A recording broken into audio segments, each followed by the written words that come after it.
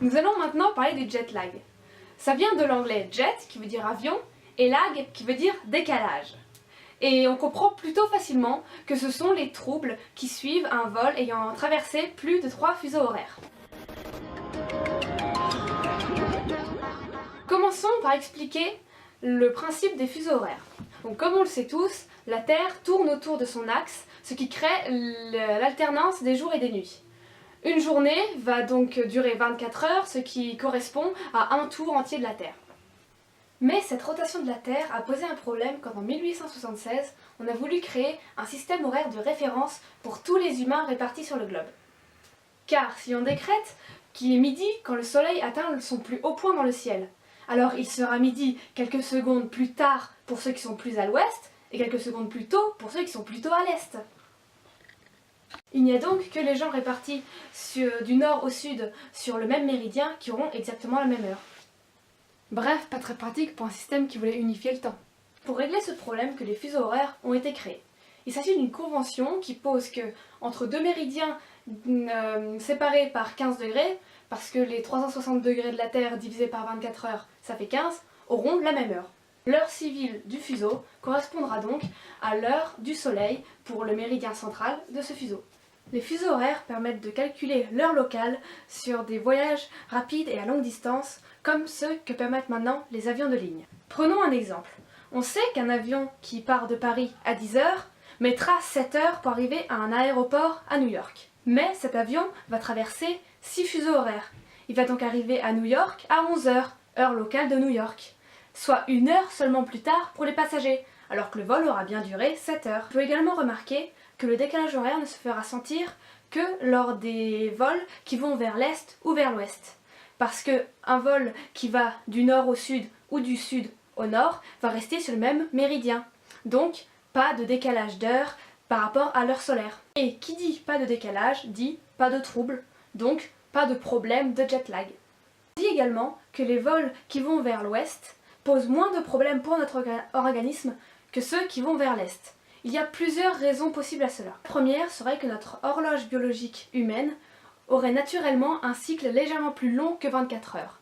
Donc, quand on irait vers l'ouest, notre journée serait plus longue, et ce serait plus facile pour notre corps de s'en accommoder que l'inverse. De plus, si quelqu'un prend un vol vers l'est en soirée, il n'aura que quelques heures d'obscurité pour dormir avant que le soleil ne se lève sur son avion. Qui dit moins d'heures de sommeil, dit plus de décalage pour notre horloge biologique. Néanmoins, ces raisons ne suffisent pas à prouver ce phénomène, et il n'y a donc pas de certitude sur cette croyance. Pour en revenir au problème que pose le décalage horaire, reprenons l'exemple déjà pris dans la vidéo d'un vol Paris-New York. Quand les voyageurs iront se coucher en même temps que leur hôte new-yorkais, ils auront passé 6 heures de plus debout cette journée-là. Voilà pourquoi ils seront très fatigués bien avant l'heure du coucher et pourquoi ils se réveilleront au milieu de la nuit, prêts à recommencer leur journée. Ces gens expérimentent le désagréable phénomène du jet lag. Leur organisme ne sera pas habitué au rythme de leur nouveau milieu.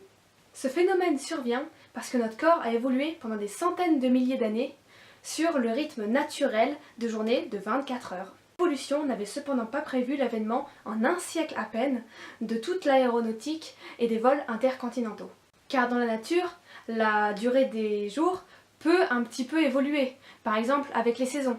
Mais c'est imperceptiblement et sur plusieurs mois. Les vols intercontinentaux, eux, vont provoquer des rallongements ou des raccourcissements des journées de plusieurs heures, mais surtout de manière très soudaine.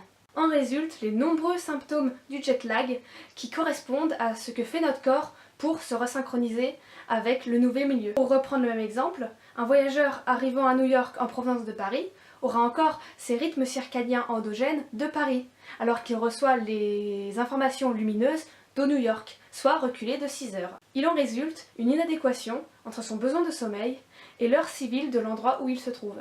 Le malaise qui découle de ce décalage horaire commence à se manifester avec les vols qui traversent 3 ou 4 fuseaux horaires. Le symptôme le plus évident est le réveil au milieu de la nuit et l'endormissement le jour. Mais la fatigue, la perte de l'appétit, les troubles digestifs, la nausée, le mal de tête, les troubles de l'humeur ou l'irritabilité peuvent aussi être au rendez-vous. 75% des voyageurs rapportent des troubles du sommeil dans la nuit suivant le vol. Ce chiffre diminue cependant à 30% après 3 nuits dans le nouveau pays.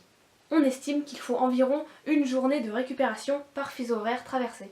Cela varie néanmoins beaucoup d'une personne à l'autre, les personnes ayant un rythme de vie bien réglé étant plus sujettes au décalage horaire que ceux qui ont un rythme de vie moins structuré. Mais quels processus physiologiques sont derrière tout ça? La compréhension des causes du décalage horaire s'appuie sur le fait qu'il n'y aurait pas une horloge biologique, mais plusieurs réparties dans les tissus de notre organisme. Chez l'humain, l'intensité lumineuse influence directement le noyau suprachiasmatique, où réside la principale horloge biologique, par des cellules ganglionnaires de la rétine. Le noyau va donc recevoir un entraînement direct de la lumière et va être considéré comme le chef d'orchestre de toutes les autres horloges biologiques. La synchronisation des différentes horloges périphériques se fait de façon différente, parfois lentement, parfois plus rapidement, selon les tissus.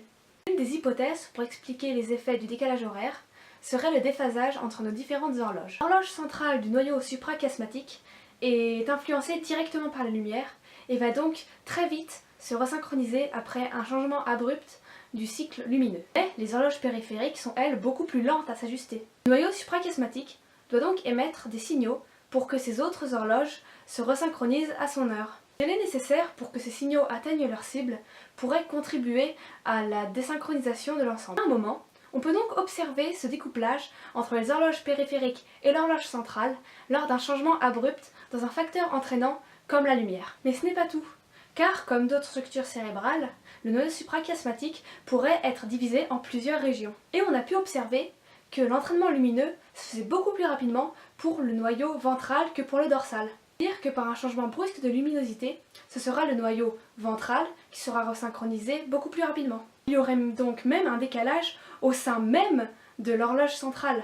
Concrètement, ça veut dire que les horloges périphériques recevant des signaux du noyau suprachiasmatique auront pendant plusieurs jours une activité électrique beaucoup plus complexe que normalement. Ceci pourrait provoquer par la suite un déphasage d'autres fonctions physiologiques contribuant ainsi aux effets du décalage horaire. Ainsi, le jet lag serait provoqué par le déphasage entre les différentes horloges internes de notre corps. Cela met plusieurs jours pour se solutionner car nous récupérons et nous resynchronisons essentiellement grâce à l'exposition à la nouvelle lumière du nouveau fuseau horaire. Il y aurait néanmoins quelques conseils pour réduire les effets du décalage horaire. On pourrait commencer à habituer son corps au décalage en se couchant et en se levant plus tôt si on va à l'est et plus tard si on voyage à l'ouest. Et ce temps éveillé plus tôt le matin ou plus tard le soir aura plus d'effet si jamais il est passé dans un endroit bien illuminé. On peut aussi mettre l'heure de sa montre directement à celle de sa destination juste après le décollage pour s'habituer au décalage. Il faut s'exposer au soleil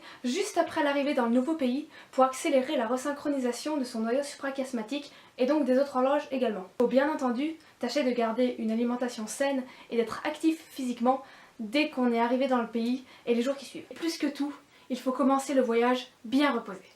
Pour finir cette vidéo, je dirais que le jet lag n'est pas vraiment un trouble du sommeil, parce qu'il est très momentané, même s'il peut être assez handicapant. Mais il influençait tout de même le sommeil, nous avons donc pensé qu'il était intéressant à traiter.